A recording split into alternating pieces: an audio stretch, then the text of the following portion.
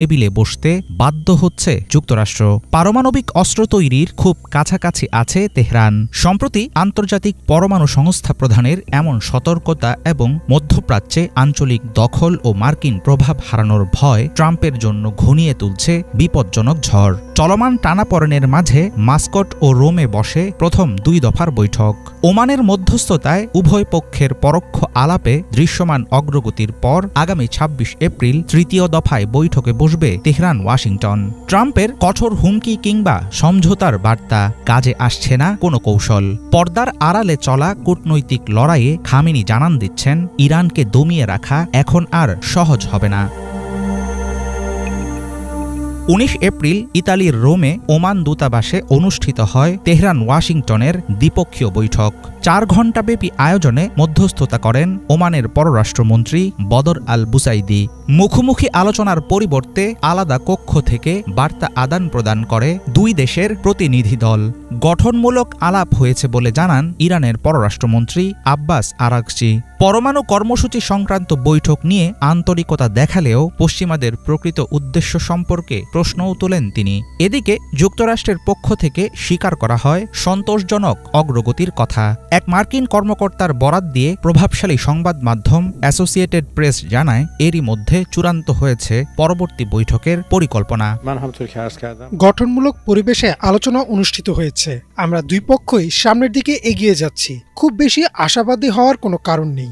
আমাদের খুব সাবধান থাকতে হবে, তবে খুব হতাশারও কোনো কারণ নেই। যুক্তিসঙ্গত এবং শান্ত একটি ভারসাম্যপূর্ণ পথ অনুসরণ করতে হবে। চলমান আলোচনা নিয়ে যেসব জল্পনা কল্পনা কিংবা গুজব ছড়াচ্ছে সেগুলোর কোনোটাই আমি নিশ্চিত করছি না। টেবিলের পেছনে যা চলছে স্বাভাবিকভাবেই সেসব আলোচনারই অংশ। যখন কোনো সিদ্ধান্তে পৌঁছাবো তখন ফলাফল তো দেখাই যাবে। আগামী সপ্তাহে প্রযুক্তিগত বৈঠকের পর ভালো করে বলা যাবে চুক্তিতে পৌঁছানোর সম্ভাবনা কতটুকু। এখনও সতর্কতার সাথে কাজ করছি। ইরান বারবার বলে আসছে শান্তিপূর্ণ ও বেসামরিক উদ্দেশ্যে চালানো হচ্ছে তেহরানের পরমাণু কর্মসূচি। কিন্তু যুক্তরাষ্ট্রসহ পশ্চিমা দেশগুলোর ভয় গোপনে পারমাণবিক অস্ত্র তৈরির কাছাকাছি আছে খামেনির দেশ।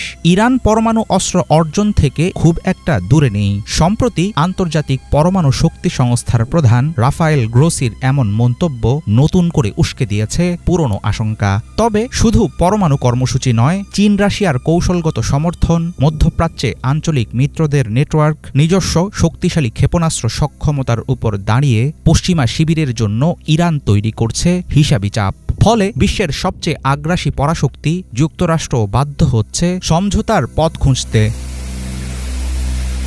বছরের পর বছর যুক্তরাষ্ট্রের কঠোর নিষেধাজ্ঞা সহ্য করে টিকে থাকার অনমনীয় সামর্থ্য ইরানকে করে তুলেছে অপ্রতিরোধ্য। মার্কিন হুমকির মুখে ইউরেনিয়াম সমৃদ্ধকরণ ইস্যুতে এক চুলও পিছু হটতে নারাজ তেহরান। পুরনো মিত্র ইরানকে সমর্থন করলেও রাশিয়া চায় সংঘাত নয়, সমাধান আসুক কূটনৈতিক পথে।